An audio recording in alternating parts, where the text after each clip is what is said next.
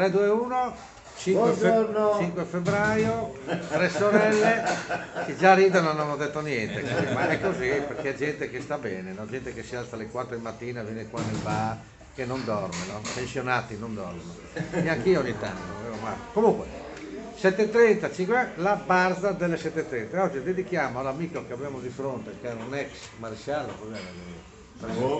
vabbè, ha lavorato a caserma, Spaccamela, quindi di origini chiaramente non friulane, ma ormai friulano d'adozione perché lo teniamo, è una brava persona, grande filosofo, cioè lui non dorme e scrive.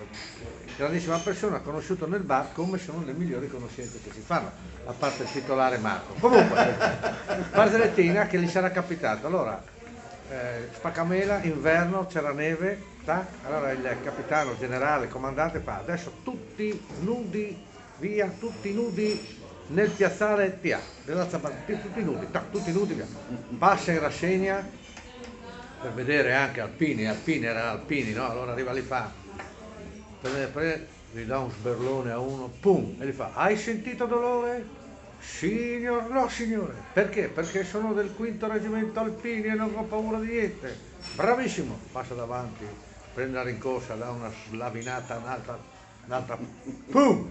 Hai sentito dolore? Signor, no signore, perché? Perché sono del 5° reggimento Alpini. A un certo punto da uno viene fuori una roba davanti, una roba vergognosissima, sai?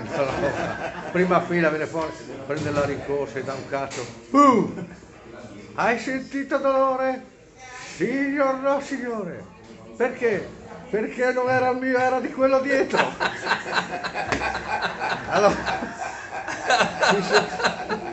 ci sentiamo la prossima settimana. Da Marco, 3 sorelle, un saluto vergognosissimo, buon weekend, ciao. Ciao.